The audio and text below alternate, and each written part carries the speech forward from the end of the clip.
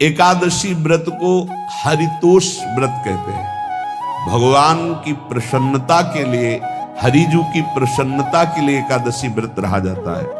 प्रायः समस्त वैष्णवजन रहते हैं। जो रसिक जन प्रियाजू के चरणों के अनन्य हैं, उनका एक ही व्रत है, श्यामा श्याम की 8 पहर उपासना करते हुए अपनी मन वृत्ति को श्यामा श्याम में समर्पित करना।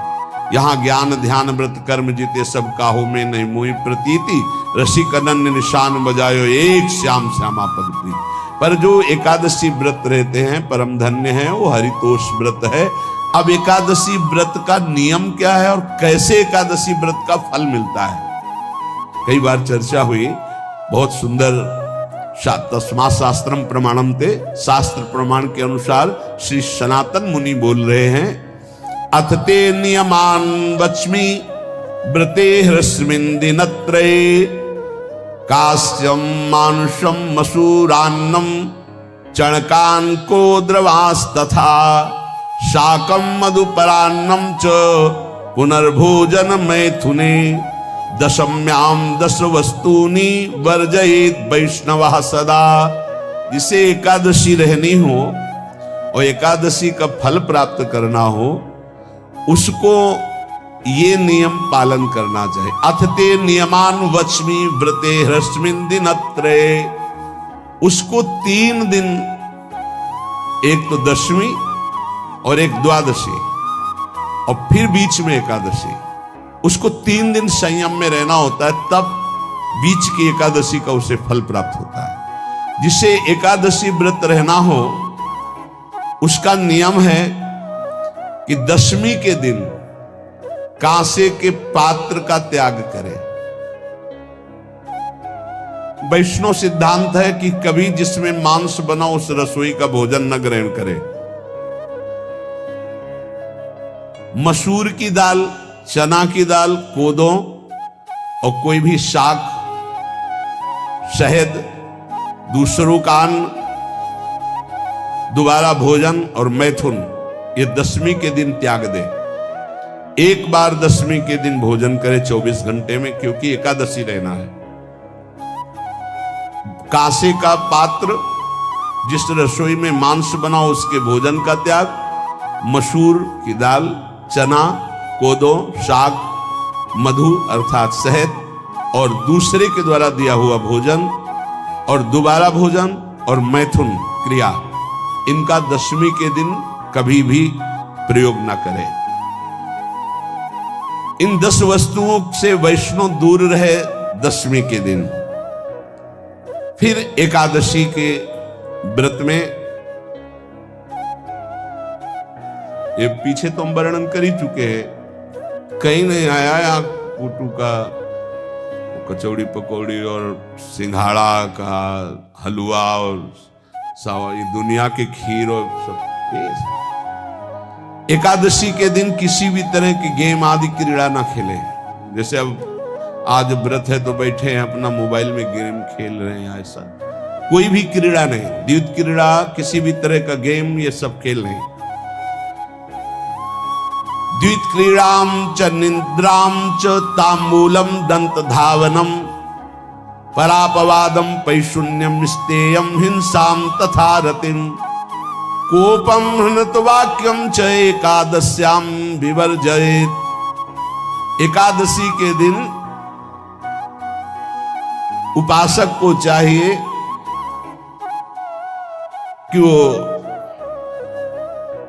किसी भी तरह की क्रीड़ा, मनोरंजन बिल्कुल नहीं। चनिद्राम, नींद नहीं लेनी उसको, न दिन में न रात में। एकादशी व्रत, और प्रायः पुराने महापुरुषों ने ऐसा किया है। रामदास जी डाकोर के रात में जाते थे, रणछोड़ भगवान के यहाँ कीर्तन करते थे। तभी तो भगवान उनके कीर्तन पर, उनकी भक्ति पर रीछ कर गाड़ी में बैठकर उनके साथ आए थे। पूरी रात जगकर कीर्तन करना, और दिन में तो सोना ही निषेध है। द्वैत क्रीड़ाम च निद्राम च तांबूलम, पान खाना निषेध है एकादशी को, बिल्कुल नहीं, जो व्रत रह रहे हैं। दंत धावनम, वृक्ष से तोड़कर जो दतून की जाती है एकादशी के दिन है। परापवादम, दूसरे की निंदा करना, चर्चा करना नहीं, अर्थात अधिकतर मौन व्रत धारण करे एकादशी के दिन। पैशून्यम, चुगली करना। स्तेयम, कोई चोरी करना। हिंसाम, वाणी से, शरीर से, मन से किसी को दुख पहुंचाना। रतिम, अर्थात भोग करना, मैथुन करना। कोपम, किसी के ऊपर गुस्सा करना। अनत वाक्यम, झूठ बोलना। एकादश्याम विवर्जयेत, एकादशी के दिन ये नहीं करना चाहिए। एकादशी को एक बार कुछ फलाहार शुद्ध,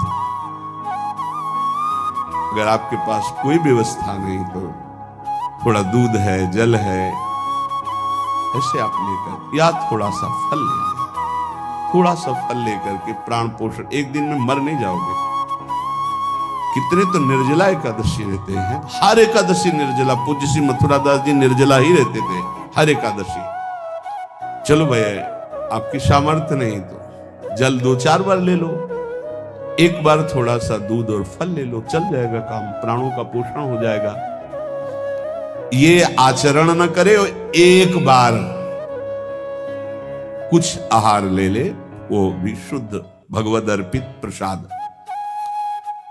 फिर द्वादशी को काश्यम, मांसम, सुराम, छौद्रम, तैलम, वितथ भाषणम, व्यायामम च प्रवासम च पुनर्भोजन मैथुने, अस्पृश्य स्पर्श मासूरे, द्वादश्याम द्वादश त्यजेत। कांस के पात्र में द्वादशी को भी भोजन न पावे। जिस रसोई में मांस बनाओ उसमें आहार न ले।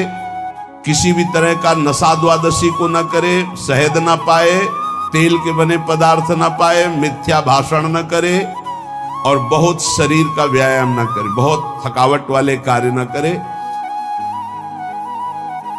दोबारा भोजन न करे, एक बार द्वादशी को भी भोजन पवित्र। मैथुन न करे, जिसका स्पर्श नहीं किया जाता ऐसे पदार्थों का स्पर्श न करे, और मसूर की दाल न खाए। द्वादशी को जो इन नियमों का पालन करता है, दशमी द्वादशी ऐसे और एकादशी ऐसे, तब उसे एकादशी व्रत का फल प्राप्त होता है। जो इस पद्धति से एकादशी, ये जो मनमानी है सब नहीं, हर पदार्थ मिल जाएगा आपको फलाहार में। हर पदार्थ हमको बताया गया कि आपको जो चाहो सब पदार्थ फलाहार का। अरे भाई, हरितोष व्रत है तो हरि प्रसन्नता के लिए एक दिन भूखे रहने बहुत आनंद आता है। पहले भगवत कृपा से ऐसी गंगा जल पी करके कुछ दिन, फिर कभी कभी निर्जला एकादशी का भी आनंद। बड़े संन्यास मार्ग में थे तो बड़े संयम से सब शास्त्रीय पद्धतियों का निर्वाह होता था। उपासक को चाहिए कि इन नियमों से व्रत का अनुष्ठान करे, मनमानी आचरण न करे। सबसे प्रार्थना जो एकादशी रहते हो, हरितोष व्रत इसे कहते हैं, भगवान की प्रसन्नता के लिए रहा जाता है, रहना चाहिए। जो अपने आचार्य परंपरा में हैं जैसे, जिनका सिद्धांत है, पर रहने का सिद्धांत ये श्री सनत कुमार जी वर्णन, श्री सनक जी महाराज, ये सनत कुमार जी वर्णन की। सनक जी महाराज कह रहे हैं, यदि भगवान का आश्रय नहीं, सत्संग नहीं है, तो इन 4 में से एक हो तो नाश कर देता, फिर चारों हो तो सर्वनाश हो जाता है। यौवनम धन संपत्ति, प्रभुत्व विवेकता, एकैपमप्यनर्थाय किमु यत्र चतुष्टयम। यदि सत्संग नहीं है, यदि भगवद आश्रय नहीं है, खूब धन हो, जवान अवस्था हो, बढ़िया पद मिला हो, प्रभुत्व चलता हो और अज्ञान हो, फिर क्या कह रहा है? बोले ये चारों जहां मौजूद होते हैं वहां सर्वनाश का खेल शुरू हो जाता है। अगर इनमें से एक हो तो सर्वनाश करने में पर्याप्त है, और अगर चारों हो तो फिर क्या कहना है? यौवनम, जवान हो, धन संपत्ति, खूब रुपया पैसा हो, प्रभुत्व, कोई पद हो, कोई अधिकार हो बड़ा, फिर अविवेकता और अज्ञानी हो तो बोले एक नाश कर देगा, फिर चारों तो नाश ही कर देंगे।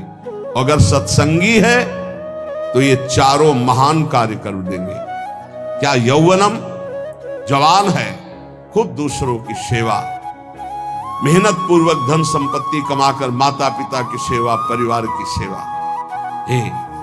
ये माता पिता, हमारा वेद कहता है मातृ देवो भव, तैत्तिरीयोपनिषद, मातृ देवो भव, पितृ देवो भव, आचार्य देवो भव, अतिथि देवो भव, यान्य नवद्यानि कर्माणि तानि सेवितव्यानि नो इतराणि, यान्यस्माकः सुचरितानि तानि तोयोपास्यानि नो इतराणि, ये के चास्माच्छेयाः सुब्राह्मणाः तेषां त्वया स्नेन प्रश्वसितव्यं, श्रद्धया देयम् अश्रद्धया देयम्, श्रिया देयम् ह्रिया देयम् भिया देयम् संविदा देयम्।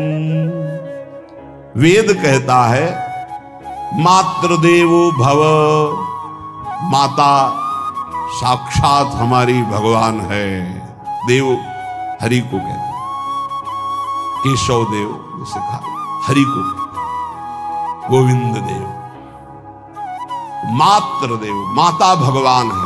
ए धिक्कार है उन पुत्रों को जो अपने माता के द्वारा पोषित किए हुए शरीर से हाथ उठाते हैं अपने माता पिता के ऊपर। नरक में तुम्हारी जो दुर्दशा होगी भोगोगे।